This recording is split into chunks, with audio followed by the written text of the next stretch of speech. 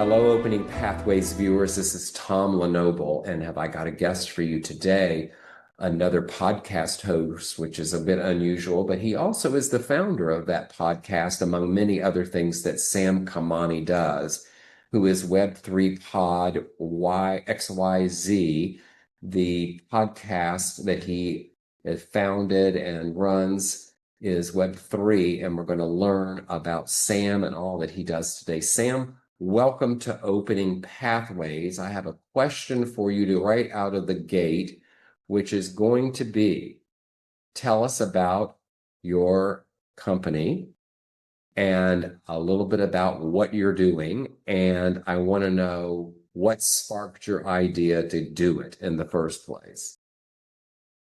Fantastic question, Tom. So let's get started. Actually, I would like to go back one step and share about my journey, my pathway to how I ended up starting this podcast and how it has open new pathways for me, actually. So I've always been a tech startup founder. I built my first startup in 2007 in e-commerce in Australia and New Zealand, and I sold that in 2015, or that got acquired in 2015 by a publicly listed company. And then I built my second startup in esports, and with that I was based out of San Francisco, and that also got acquired in 2018. After that, I did all sorts of exploring fun things, like writing a book that became an Amazon bestseller on tech startups called The 30-Day Startup, and invested as an angel investor in few different startups, very early stage startups, as well as advice on growth side of things to few different. And I have always been early in lots of different technologies, and that sort of drew me to Web3. And also, this is during the time of COVID. I could no longer travel that easily. The whole world was pretty much closed for international travel. I could no longer go to conferences, speak at events, do all those sort of things. So that's when I thought of, okay, what's the second best way to connect with like-minded people? And that was like, okay, let's start a podcast. Let's have a conversation with interesting people, just like what you are doing right now. And that's what I started 5 years ago. So even though I actively work in few different startups on advising them on growth and helping them with growth, some of them are my own portfolio companies as an investor. My main thing, or my main focus, is my podcast, because that kind of opens my pathway and my connections to nearly everyone in this industry. And I've been doing that now for nearly 5 years. I've interviewed over 400 different founders of different startups in Web3, crypto, and AI.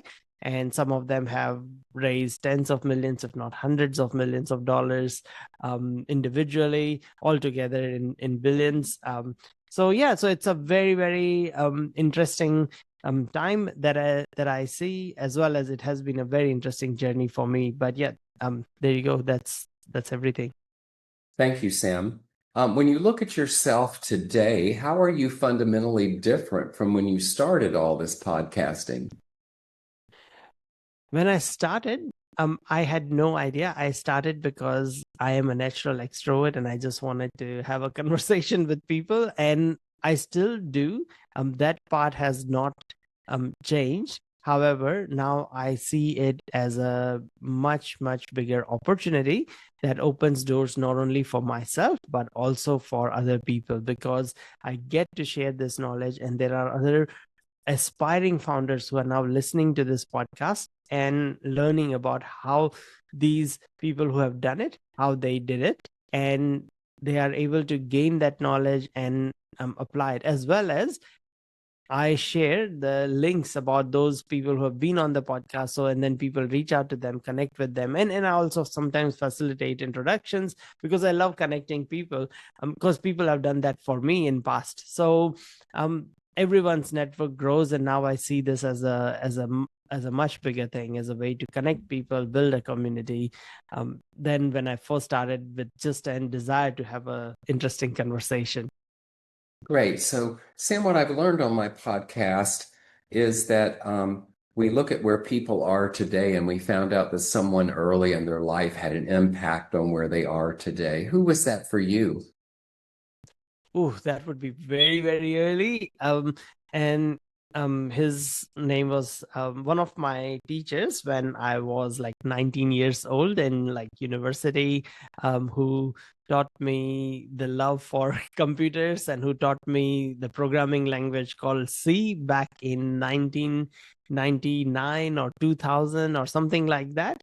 And since then I've just had like a very deep interest in. I always loved computer even when I was in like 15, 16 earlier, just because of gaming and all that. But he really got me thinking as like how you can build so many more things with it, and it's not just a something for hobby pretty much. And that sort of future panned out to be that way. Now everyone works through computers. It's like 30 years ago, hardly any desks in workplaces had computers, PCs. Now we do not see a single desk without a computer, at any office. That just doesn't happen. So yeah, so that's he's someone who had, and also he taught me love for reading. So because even though he was in tech, he was just teaching us computer science. He had all these books on history and philosophy, and we could discuss all these other topics, eccentric topics with him as well. So he was someone who really inspired me.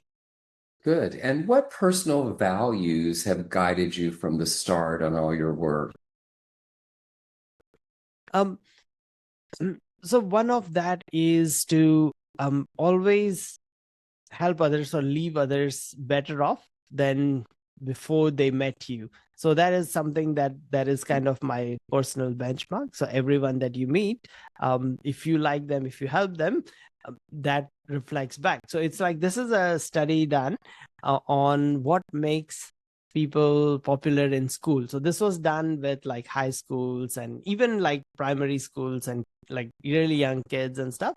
And they wanted to discover that what makes some kids really popular and liked by everyone, and what are they doing some that's different. And what they found was that these were the kids who liked the most number of people. So if you like people, if you do things for them, everyone's gonna like you. It's so simple, but people don't realize. So if you hate people, if you avoid people, people are not gonna like you. It's very simple, but we sometimes don't think of it that way. So that's something that guides me, or that's part of my value system. Good.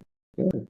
So, we're here at a new year. I'm curious to know for the viewers, where has life asked you to slow down a bit recently? What have you heard that it's time that maybe as we start a new year, is there some area of your life to slow down and give more attention to?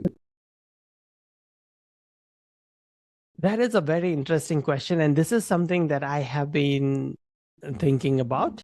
And so one of my mentors or friends, who I do look up to, and he does this exercise. And I mean, we all do these sort of exercise where we write down our goals and desires and everything.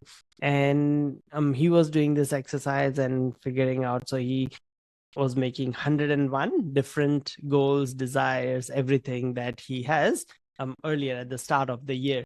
And he asked me if I want to do that. And I said, no, actually, you know what?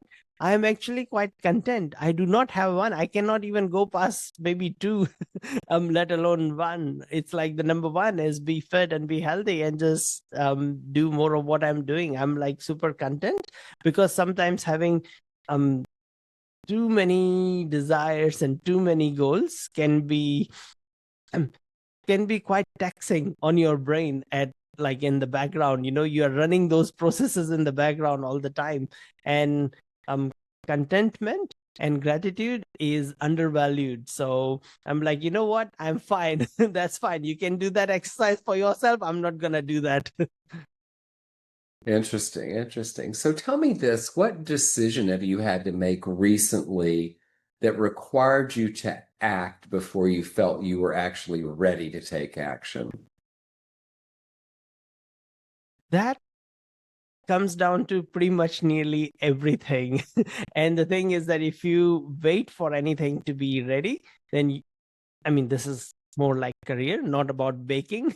For things like baking or cooking, you have to wait for things to be ready. But for most things with career, it takes you just have to go and do it, and you cannot wait to be ready, because you learn more on the job than outside of the job. There is no training as real training. It's like you can read everything you want about learning how to ride a bike, but unless and until you jump on that bike and do it, you cannot do it. You just have to do something. Same thing with swimming, same thing with walking. That's why kids, when they're learning to walk, I have 3 kids, so I've seen that they fall, yeah, that's fine, but that is exactly how they learn to walk. There is no such thing as reading them books or showing them a TED talk on how to walk. It's gonna do nothing for a 9-month-old. They just have to learn by falling, and that's exactly what I've done. And to give you like a practical example of when I wrote my first book, I was going and speaking at events. I was getting invited to speak at events and stuff, but that was in 2019. In 2020, when I wrote the second book, I realized I can no longer do that. There is nothing I can do. I'm just stuck. So I thought, okay, what's the second best way? I thought I'll start going on podcasts, just like I'm currently on your podcast. I went on a podcast called Inside Out, and the podcast host there was like, hey, you seem to really like talking. Why don't you start a podcast? So next day, I had a podcast. So immediately I asked him, hey, do you want to be a guest speaker on my podcast? Then he said, yes. So I said, okay, cool. Let's book a time for later today. And then next day I released the episode and I had a podcast. That was start of the podcast.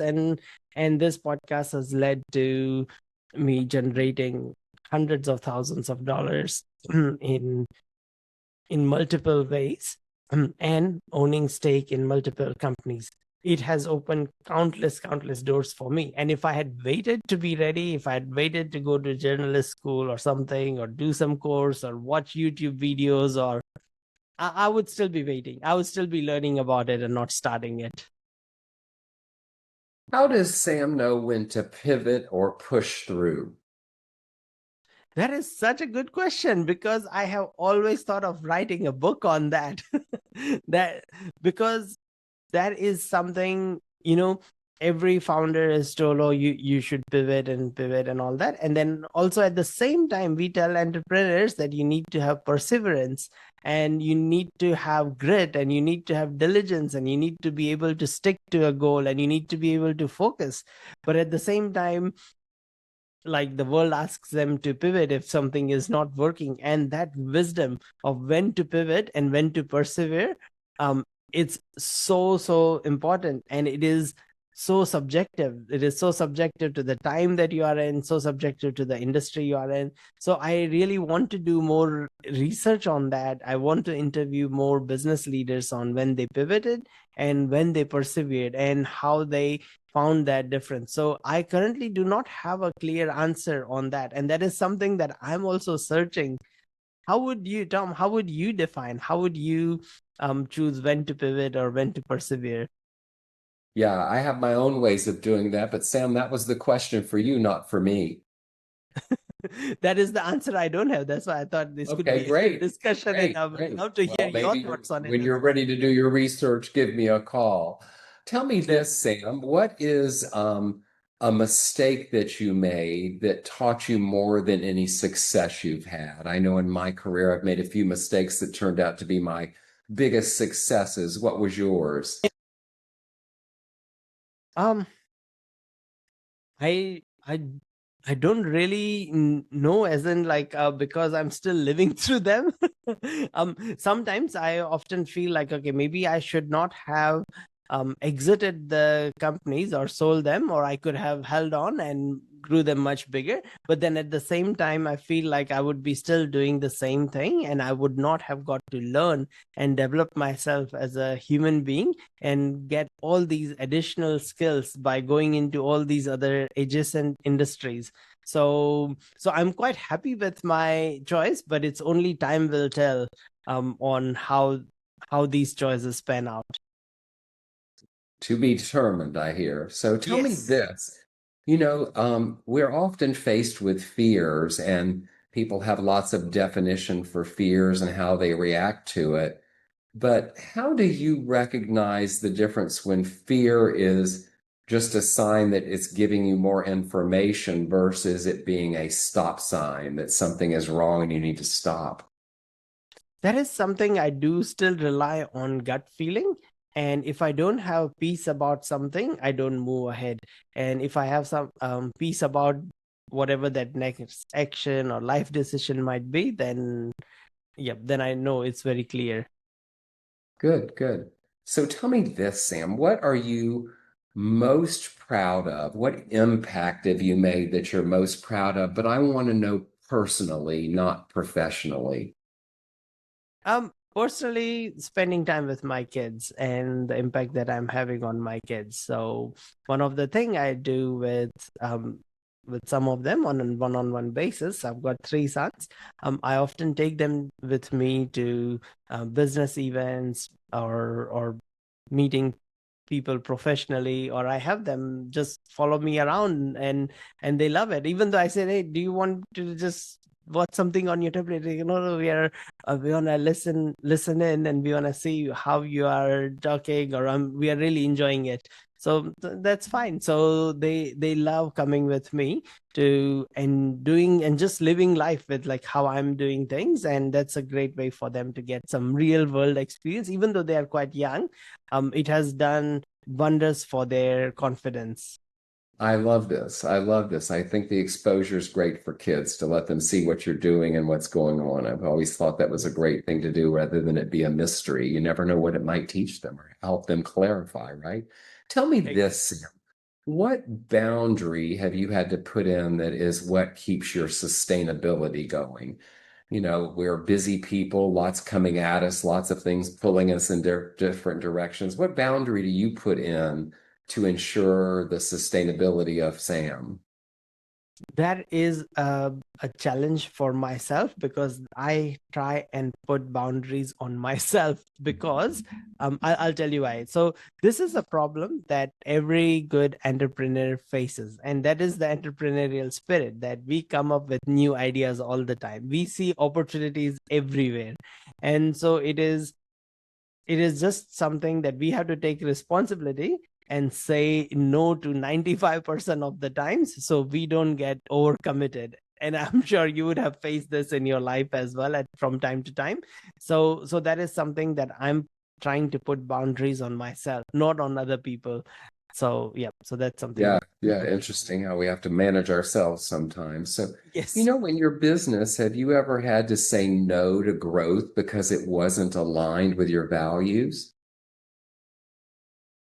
Yeah, definitely. So I run a podcast that is around Web3 and blockchain and crypto and AI and all that. And sometimes I mean, not sometimes, pretty much on a weekly basis, I get asked by companies who want to come on the platform and talk about their product. And sometimes I find that they might not be that honest, or they might not be that, uh, you know, I don't know the right terms to describe them, but I don't get the good feeling that they might not be in it for the long run. I only want to interview projects that are building for the long run, and it's not a quick money grab type scheme or something like that. So even if I get any feeling like that, I do not interview them. I do not provide a platform for them. um, and the other thing I have done and always done is I do not run ads on my podcast. I do not run any sponsorships, even though I know that in this industry, because of the hyper financialization of the industry, I know that it can be super lucrative, but I have always avoided that. Interesting. Yes. Um, you know, sometimes we have to protect our emotions while we're leading others. And have you ever found where your emotions conflicted with being a leader? I mean, initially it was the public speaking side of things that um I would get too stressed about being on stage in front of people, even though I love talking one on one with people, and or love talking with people socially, even in groups and stuff.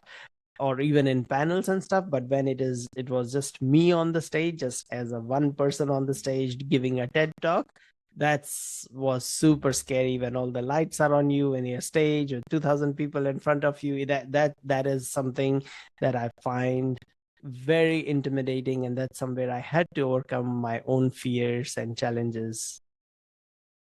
How does Sam define success beyond metrics? Success beyond metrics is how you touch people and how people remember you. So that is kind of your non-financial legacy, how people perceive you, how you have touched and improved their lives, and how they continue to see you. Interesting. And how does Sam avoid burnout from the day-to-day grind? We get in these businesses that we're running and they take up a lot of time and we put a lot of energy into them. And sometimes we need to remember that we don't want to get to a burnout or where we're not balancing the tanks, I like to call it. How does Sam manage that? Yes, I do like playing sports. And that could be anything. I don't watch any sports. I don't like watching because I feel like the other people are having fun, not me. So it's just one of my, I don't know, eccentric nature. So I cannot watch any sport, but I'd play any sport, doesn't matter. So I play tennis, a lot of racket sports like tennis, badminton, paddle, pickleball, squash, table tennis, lots of different things. Anything pretty much I'd give it a go and play. Doesn't matter if it's basketball or cricket or touch rugby or whatever. So be active, it sounds like. Be Yes, active. be Good. active, yes. So what's your boldest vision for the future? My boldest vision for the future is that we are not ready for the influx of new jobs because of AI. It is very contrarian to to everything that is going on and the commentary that is out there.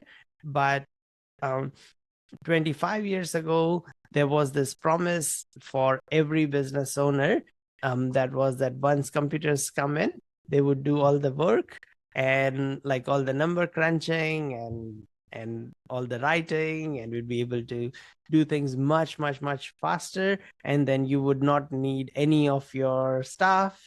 You would be just able to run everything yourself, the same thing as AI, the promise of AI right now. And it just created more jobs, it just created more work, because that's how much more information ended up being there for us to process and go through. And the same thing is happening now with AI, that we are not ready. And even now it's like, unemployment rate is at historic lows. It's like 4 or 5% in most of the countries around the world. And we have on top of that shrinking population, so who's gonna do the work, and an aging population as well.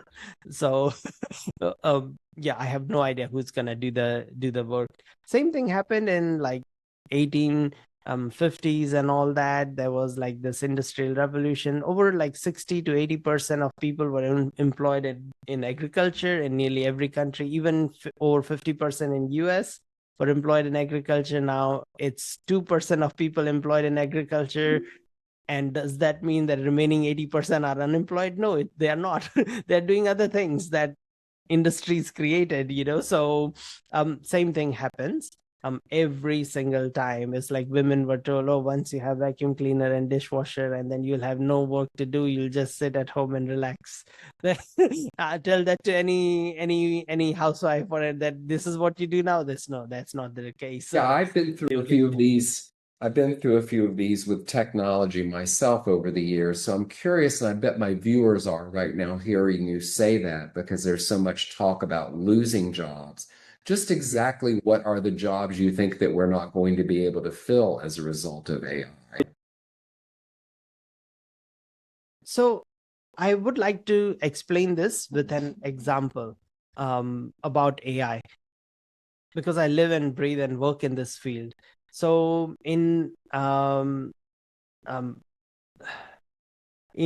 like, it's Dr. Hinton or Professor Hinton, like the father of AI, who's considered these days. And like in 16 or 17 or something like that, he made this prediction, because what was happening even back then was that AI is very good at looking at data, and lots of data. So one of the easiest data is looking at scans as a radiologist of X-rays and MRI scans and CAT scans and all that. And then if the tumor exists, it's very small, minor change compared to a normal scan of an X-ray of lungs or whatever they might be looking at.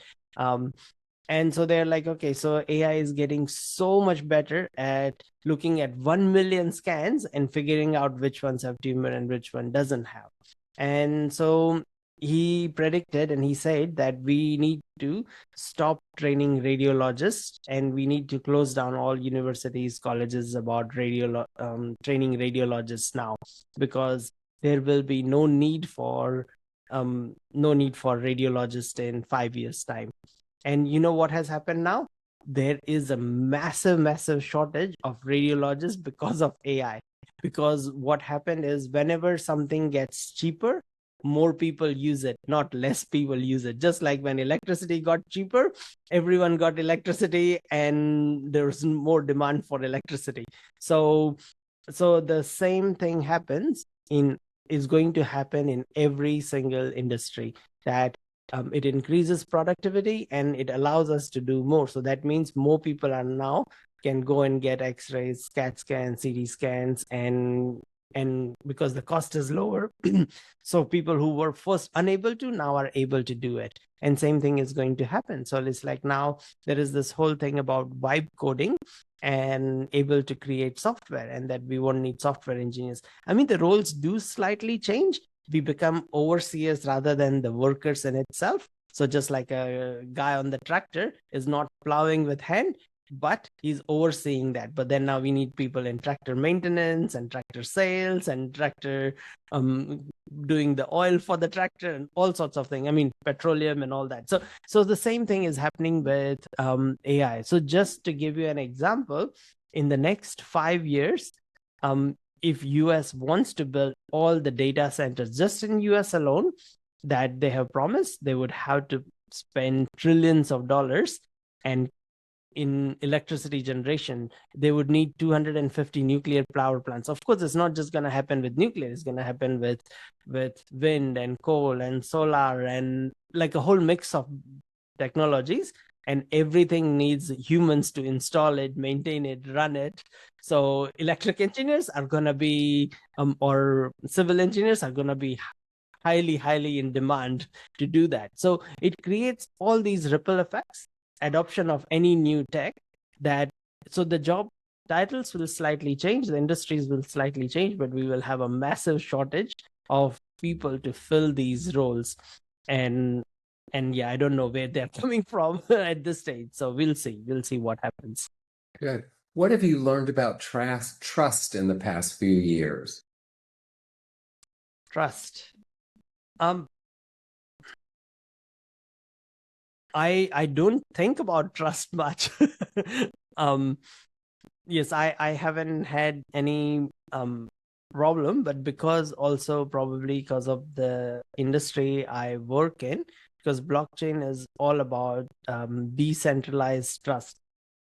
So previously, like once you have someone's wallet number, you can send money to that wallet, and it's all very transparent, because if you have someone's wallet number, you can put it in and see the whole history and transaction of everything that wallet has done. So it's like a trustless environment, or completely permissionless and transparent environment. So that is from the financial side, but I do not think much about trust as such, or I don't have any issues with it. Yeah. What does legacy mean to you at this stage of your life? That is a very interesting question that you asked me that, because I have been thinking about this. And, I would like to answer this with a question. I mean, this is not only to you, but also to the listeners. Do you remember who was the richest person in the city that you are currently in 100 years ago? Or what about 50 years ago? or in your state 200 years ago. No one remembers, no one cares. Who was the highest selling author of your city 30 years ago, or most read journalist in that state, or whatever. So no one remembers, no one cares. In 50, 100, 200 years, everyone's name will be forgotten. The only legacy you leave behind is how you treated people and yes, what you did for the world, even though if no one remembers, and no one is going to remember, that is for sure guarantee. The world is going to move on. Doesn't matter you're the richest person, poorest person, doesn't matter. Everyone, sooner or later, there'll be no record, and the records are always so altered, it doesn't really matter. Interesting. So tell me this, Sam, if your younger self, a much younger Sam, was listening to this podcast we just did, what would you tell him? I would tell him to just do it and don't wait, and that you are capable of a lot more than you think you are. The earlier example I shared of the podcast, starting the podcast and just doing it, that came much later in my life. Initially, I used to hesitate and wait to be ready. You do not need to wait to be ready. You get ready on the job. Great, great. Sam Kamani, founder of Web3 Podcast. Thank you for being on Opening Pathways today. How can people find you if they want to? So they can just search for my name, Sam Kamani, SamKamani. So it's samkamani.com or web3pod.xyz, or just on LinkedIn or Twitter or everywhere. I'm just Sam Kamani on every platform.